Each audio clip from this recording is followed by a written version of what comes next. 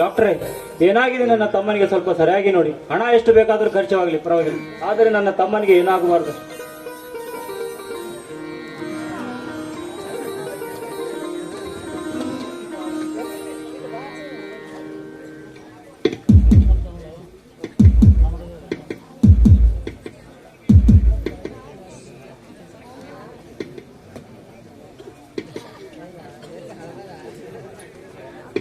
ನೋಡಿ ಸುಭಾಷ್, ನನ್ನ ಪ್ರಯತ್ನ ನಾ ಮಾಡುತ್ತಿರುವೆ, ಉಳಿದಿದ್ದು ಆ ದೇವರ ಕಡೆ ಬಿಡಿ. ಆದ್ರೂ ಅಂತ ಗಾಬರಿ ಆಗುವಂತ ವಿಷಯವೇನು ಏನೂ ಇಲ್ಲ ಅನ್ಬಹುದು. ಡಾಕ್ಟರ್ ಹೇಳ್ತಾ ಇದಾರಲ್ಲ, ಏನೂ ಆಗೋದಿಲ್ಲ ಅಂತ. ಸ್ವಲ್ಪ ಧೈರ್ಯದಿಂದಿರಿ, ಎಲ್ಲದಕ್ಕೂ ದೇವರಿದ್ದಾನೆ. ಸುಭಾಷ್, ನೀವು ಗಾಬರಿ ಆಗಬೇಡಿ. ಒಂದು ಮಾತು ನಿಮ್ಮ ತಮ್ಮನಿಗೆ ಹೇಳಿ ಡಾಕ್ಟ್ರೇ, ನನ್ನ ತಮ್ಮನಿಗೆ ಏನಾಗಿದೆ ಅಂತ. 2 ಕಿಡ್ನಿ ಕೆಲಸ ಮಾಡ್ತಾರೆ ಡಾಕ್ಟ್ರೇ, ದಿನ ಹಾಕುತ್ತಾ ಇರಬೇಕು ಅಷ್ಟೇ. ಡಾಕ್ಟ್ರೇ, ಏನು ಹೇಳ್ತೀರಿ ನೀವು?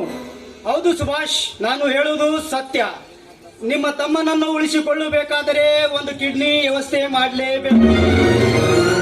ಅಂದ್ರೆ ಯಾರಾದರೂ ಒಬ್ಬರು 1 ಕಿಡ್ನಿ ಕೊಡಲೇಬೇಕು. ಮತ್ತ ನಿಮ್ಮ ತಮ್ಮ ಮೊದಲಿನ ತರ ಗುಣವಾಗಿ ಹೋರಾಡುತ್ತಾರೆ. ಡಾಕ್ಟ್ರೇ, ಹಣ 1 ಕೋಟಿ ಬೇಕಾದ್ರೂ ಖರ್ಚಾಗಲಿ ಪರವಾಗಿಲ್ಲ, ಆದರೆ ನನ್ನ ತಮ್ಮನ ಪ್ರಾಣ ಉಳಿಬೇಕು. ಯಾರಾದ್ರೂ ಕಿಡ್ನಿ ದಾನ ಮಾಡಿದ್ರೆ ನೋಡಿ, ಒಟ್ಟಿನಲ್ಲಿ ನನ್ನ ತಮ್ಮನಿಗೆ ಏನಾಗಬಾರದು. ನೋಡಿ ಸುಭಾಷ್, ನೀವು 10 ಕೋಟಿ ಬೇಕಾದರೂ ಕೊಡಬಹುದು, ಆದರೆ ಕಿಡ್ನಿ ಕೊಡೋರು ಬೇಕಲ್ಲ. ತುಂಬಾ ಸಮಯ ಆಗಿದೆ, ಬೇಗ ಕಿಡ್ನಿ ವ್ಯವಸ್ಥೆ ಮಾಡಿ. ಡಾಕ್ಟ್ರೇ, ನನ್ನ ತಮ್ಮನಿಗೆ ಕಿಡ್ನಿ ನಾನೇ ಕೊಡ್ತೇನೆ. ಹಾಗಾದ್ರೆ ಅಣ್ಣ ತಮ್ಮನ ಅಂದ್ರೆ ನೀವು ನಿಮ್ಮನ್ನ ನೋಡಿ ಕಲಿಬೇಕು ಇಂದಿನ ಸಮಾಜ. ಹಾಗಾದರೆ ಆಪರೇಷನ್ ಥಿಯೇಟರ್ ಕರೆ ಬನ್ನಿ, ಬ್ಲಡ್ ಟೆಸ್ಟ್ ಮಾಡಬೇಕು. ಸ್ವಲ್ಪ ನಿಲ್ಲಿ ಡಾಕ್ಟ್ರೆ. ಏನು ತಿಳಿಯದ ನನ್ನ ಗಂಡ ಕಿಡ್ನಿ ಕೊಡ್ತೀನಿ ಅಂತ ಹೇಳಿದ್ರೆ ನೀವು ಒಪ್ಕೊಂಡ್ಬಿಡೋದ? ಏನ್ರಿ ನೀವು, ನಿಮಗೇನಾದ್ರೂ ತಲೆ ಕೇಳಿ ಕೆಟ್ಟಿದೆಯಾ?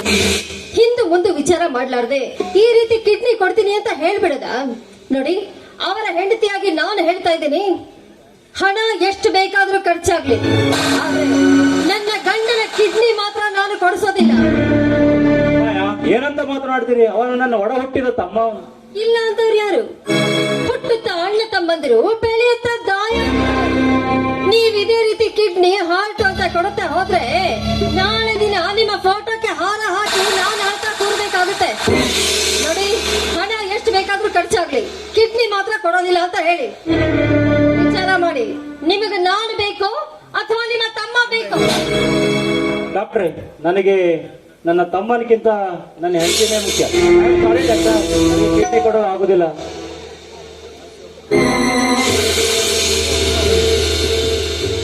ನಾನು ಕೊಡುತ್ತೇನೆ ಡಾಕ್ಟರ್. ಈ ಭೂಮಿಯ ಮೇಲೆ ಹಣ ಸಿಗುತ್ತದೆ, ಆಸ್ತಿ ಸಿಗುತ್ತದೆ, ಅಂತಸ್ತು ಸಿಗುತ್ತದೆ, ಸಾಲದಕ್ಕೆ ಹೆಂಡತಿನೂ ಸಿಗುತ್ತಾಳೆ. ಆದರೆ ತಂದೆ ತಾಯಿ ಅಣ್ಣ ತಮ್ಮಂದಿರು ಏನು ಕೊಟ್ಟರು ಡಾಕ್ಟರ್. ನನ್ನಿಬ್ಬರು ತಮ್ಮಂದಿರಿಗೆ ಏನೂ ಆಗಬಾರದು. ಅವರಿಬ್ಬರು ನನ್ನೆರಡು ಕಣ್ಣುಗಳಿದ್ದಾಗೆ. ಸುಭಾಷ್, ಮಾಯ ಹೇಳುವುದು ನಿಜವಿದೆ. ಹಿರಿಯ ಅಣ್ಣನಾಗಿ ನಾನಿನ್ನು ಬದುಕಿರಬೇಕಾದರೆ ನಿನಗೇಕೆ ತೊಂದರೆ? ಡಾಕ್ಟರ್, ನನ್ನ ಹಾಗೂ ನನ್ನ ತಮ್ಮನ ಬ್ಲಡ್ ಗ್ರೂಪ್ ಒಂದೇ ಆದುದರಿಂದ ಟೆಸ್ಟ್ಗಳ ಅಗತ್ಯವೇನೇ ಇಲ್ಲ. ಬೇಗ ಆಪರೇಷನ್ ಮಾಡಿ ನನ್ನ ಕಿಡ್ನಿಯನ್ನು ನನ್ನ ತಮ್ಮನಿಗೆ ಕೊಡಿ ಡಾಕ್ಟರ್. ಬನ್ನಿ ಆಪರೇಷನ್. ಅಣ್ಣ, ನಿನ್ನಂತ ದೊಡ್ಡ ಗುಣ ನನಗೆಲ್ಲೇ ಬರ್ತದೆ? ದಯವಿಟ್ಟು ನನ್ನನ್ನು ಕ್ಷಮಿಸೋಣ. ಕಂಡಿದ್ದೀನಿ ಬಿಡ್ರಿ, ದೊಡ್ಡ ಗುಣ ಅಂತೆ ದೊಡ್ಡ ಗುಣ. ಯಾರು ಇಲ್ಲ ಈಗಿನ ಕಾಲದಲ್ಲಿ.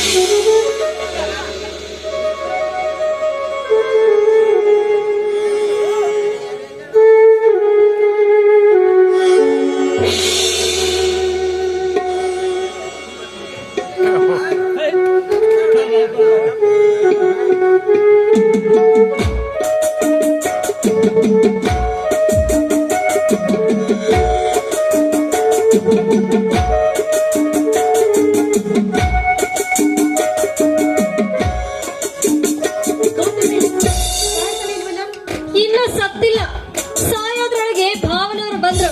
ಗೌತಮನಿಗೆ 2 ಕಿಡ್ನಿ ಫೇಲ್ ಆಗಿದೆಯಂತೆ. ಅದಕ್ಕೆ ಭಾವನವರು ತಾನೇ ಕಿಡ್ನಿ ಕೊಡ್ತೀನಿ ಅಂತ ಹೋಗಿದ್ದಾರೆ. ಸ್ವಲ್ಪ ಬೇಗನಾದ್ರೂ ಬಂದಿದ್ರೆ ತಡಿಯಕ್ಕಾದ್ರೂ ಬರ್ತಿತ್ತು. ಚಿತ್ತಿಗೆ ಏನ್ ಮಾಡಕ್ಕೂ ಆಗಿಲ್ಲ. ಈ ಬೇಡ ಅಂದಾಗ ಅತ್ತಿಗೇನು ಬೇಡ ಅಂತ ತಿಳ್ಕೊಂಡೇನೆ. ಸಾಕೆ ಸುಮ್ಮನೆ, ಇಲ್ಲದಿದ್ರೆ ಅಯ್ಯ, ಕಂಡಿದ್ದೀನಿ ಬಿಡ್ರಿ ನಿಮ್ಮಪ್ಪ ವೃಷನ.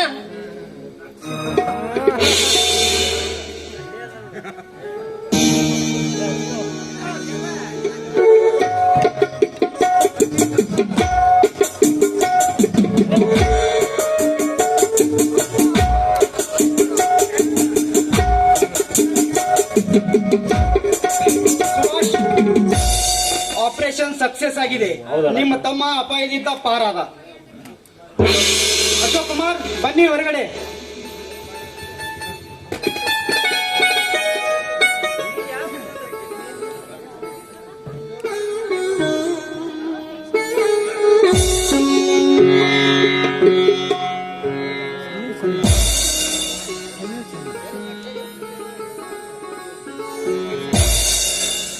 ನೋಡಿ ಅಶೋಕ್, ಆಪರೇಷನ್ ಸಕ್ಸೆಸ್ ಆಗಿದೆ.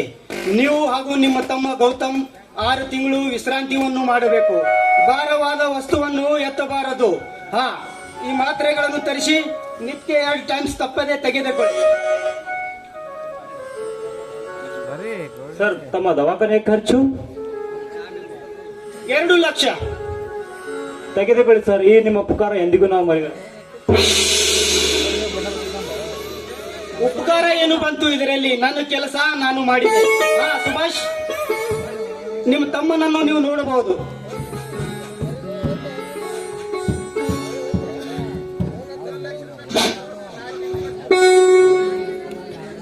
ಸುಮತಿ, ಅದು ನನ್ನ ತಮ್ಮನಿಗೆ ಕಿಡ್ನಿ. ಗೊತ್ತಿದೆ, ನನಗೆಲ್ಲ ಗೊತ್ತು. ಮುಂದೆ ನೀವೇನೋ ಮಾತಾಡ್ತೀರಿ. ಅಂದಿನಾಗೆ ಮಾಡಬೇಕಾದ ಕರ್ತವ್ಯವನ್ನೇ ಮಾಡಿದ್ದೀರಾ. ಇರ್ಲಿ ಬಿಡಿ.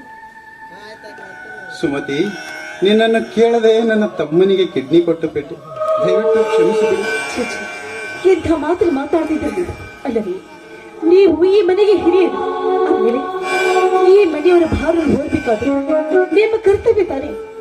ನೀವು ಮಾಡಬೇಕಾದ ಕರ್ತವ್ಯವನ್ನೇ ಮಾಡ್ತೀರಾ. ನೀವೇನು ಯೋಚನೆ ಮಾಡಬೇಡಿ. ನೋಡಿ, ಮೊದಲು ವಿಶ್ರಾಂತಿ ತೆಗೆದುಕೊಳ್ಬೇಕು. ಕರುಣವಂತೆ ನೀದಾನಿಯಾದೆ ಇನ್ನೊಂದು ಜೀವಕ್ಕೆ ಆಧಾರವಾದೆ. ಕರುಣವಂತೆ ನೀದಾನಿಯಾದೆ